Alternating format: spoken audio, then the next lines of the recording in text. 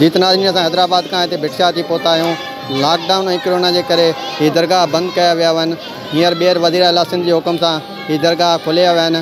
हिन दरगाह में अॼु तव्हांजो अंदरूनी मंदर बि ॾेखारींदासीं ऐं हिते जेके तबूरेदार आहिनि उन्हनि सां बि ॻाल्हाईंदासीं त उन्हनि जो छा चवणु आहे हिन लॉकडाउन खां पोइ।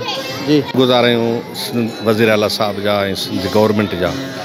हीअ दुआ जा दरवाज़ा पहिरीं बि 7 महीना बंदि थिया, वरी उन खां पोइ 2 महीना बंदि कया विया आहे।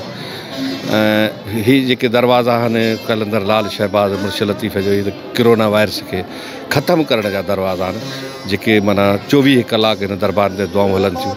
वरी हाणे जेको खुली चुको आहे त असांखे तमामु ईद खां वधीक ख़ुशी थी आहे ऐं ज़ाइरीन जेके ग़रीब असांजा मारवाड़ आहे उन्हनि में वॾी तमामु बेहद ख़ुशी थी आहे। अलाह साईं असां रोज़ु दुआऊं था घुरूं मालिक जे दरबार में त हीअ जेका बीमारी आहे हीअ वबा खे इनखे ख़तमु करणु फरमाए। पहिरीं लॉकडाउन में ज़ोर हो कोरोना वायरस जो, हाणे माशाअल्लाह तमामु घटि थी वई आहे। अलाह कंदो अञा बि घटि थींदी ऐं असां दुआऊं घुरंदासीं, सॼी मख़लूक दुआ घुरंदी। हीअ बीमारी जेका आहे ख़तरनाक, पर हिनखे दुआउनि सां ऐं वलीहनि जे दरबारनि ते दुआउनि सां माना हिनखे ख़तमु कयो वेंदो।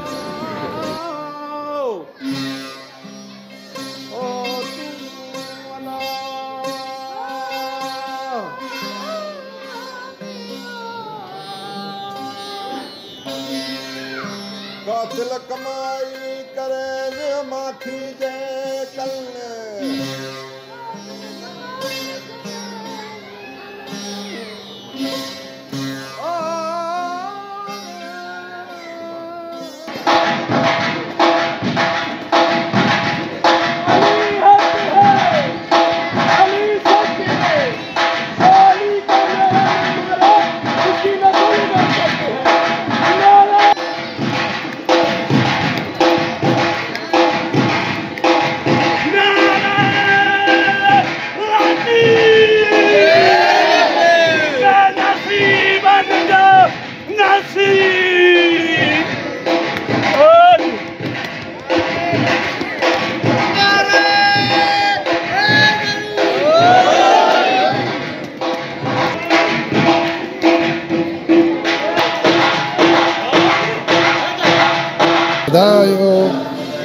जीअं त मालिकनि जी दरगाह खुली चुकी आहे। हींअर SOP जी तरफ़ काफ़ी माण्हू जेको त मास्क वग़ैरह लॻायूं बीठा आहिनि।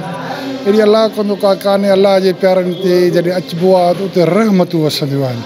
उते को बि ॾिसो त बाज़ारूं खुलियूं पियूं आहिनि, मार्केट खुलिया पिया आहिनि, उन में का कोन्हे को। बाक़ी हेतिरो वक़्तु बंदि रखियो हुकूमत जो बि फ़र्ज़ु आहे त माण्हुनि जो ख़्यालु रखे। उन हिसाब सां असां आया आहियूं। ॾाढो असांखे दिलि खे सुकून मिलियो। अलाह जे प्यारनि जी जॾहिं रहमत वसे थी पई थिए, ॿुधो आहे सभु को नियत जो ख़्यालु। ॿुधोसीं आहे हिननि माण्हुनि हिननि बुज़ुर्गनि पंहिंजूं सॼियूं ज़िंदगियूं अलाह साईं जी इबादत में सरफ़ कयूं। अलाह साईं उन्हनि खे रिटर्न में हीउ ॾिनो आहे त सॼो ॾींहुं ॾिसो था त क़ुर पधो पढ़िजे, दुरूद पधो पढ़िजे। रागी फ़क़ीर ॾिसो हीअ वाज दरगाह आहे जिते राति ॾींहुं अलाह साईं जो ज़िक्र थो वठे। कीअं हिकिड़ो फ़क़ीर करे थो अलाह ॿियो थो करे हू, यानी अलाह सां ज़िक्र शुरू थियो, हू ते ज़िक्र ख़तमु थियो। हिन महिल दुआ घुरिजे पई, उन खां पोइ वरी मग़रिब सोमणी खां पोइ वरी दुआ थींदो, वरी आधी राति सुहिणी जी दुआ थींदी, वरी फजर ते दुआ थींदी, नमाज़ूं रोज़ा इहो ॿियो। अलाह जे प्यारनि वटि का बि अहिड़ी ग़लति शइ कान्हे का जंहिंमें नुक़सानु पहुचे। बाक़ी आहे सभु कंहिंजी पंहिंजी नियत जो बहिरो। ॿुधो सही केतिरो सुकून मिलियो आहे? अल्हम्दुलिल्लाह रुगो सुकून ई सुकून आहे। अलाह जे प्यारनि जे कंहिं बुज़ुर्ग वटि विया हुआ, को वक़्तु हो, पर हाणे असां तव्हांखे मसइलो ॾिघो आहे तव्हांखे थोरो ॿुधायूं त उहो मंझंदि जो टाइम हो, फ़क़ीर वटि वियो, चईं मूंखे ॿुधाए त अलाह जे प्यारनि वटि माण्हू छो था वञनि।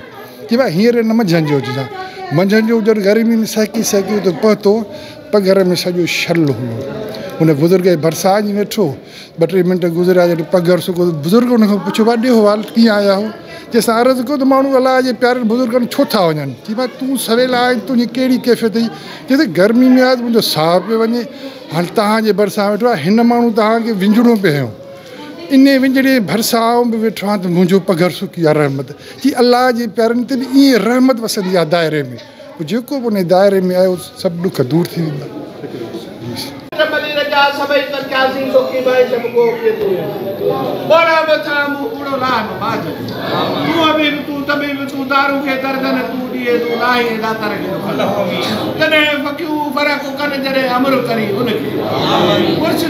वेंदा कोरोना वायरस खे न वबा खे ख़त्म करण फरमा असांजा खयात खाली असांजूं दुआऊं पंहिंजे बारगाह में क़बूल फरमा दे जेके आसाओ वेसाओ आया आहिनि उन जूं दिली मन मुरादूं पूरियूं फरमा दे वाह वञनि ख़ैर ख़ूबी सां उन्हनि जो सफ़र सदायो कॾहिं सदिके हुसैन वॾे वॾो इन थमकियो आसरो दोबड़ीअ धोई मन ऐबर खां ॾो बिस्मिल्लाह रहमान रहीम अल्हम्दुलिल्लाह रब्बिल आलमीन रहमान रहीम मालिक यौम या कलम नो या नस्तईन इहदिन सिरात मुस्तकीम सिरात अलज़ीन अनअमत अलैहिम गैर मग़ज़ूब अलैहिम वलद्दॉलीन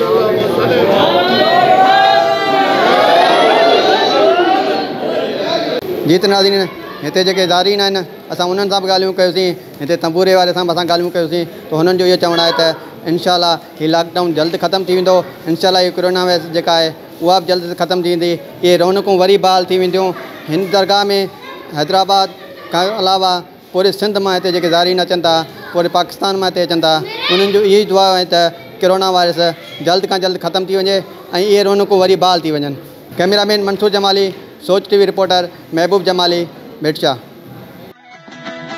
सब्सक्राइब कयो हमारे पैनल चैनल सोच टीवी के बेल आइकन के दबाएं कदें भी न विसारिंदा सब्सक्राइब करें आपके अपने चैनल सोच टीवी को और बेल आइकन पर क्लिक करना ना भूलें don't forget to subscribe our channel Soch TV and press the bell icon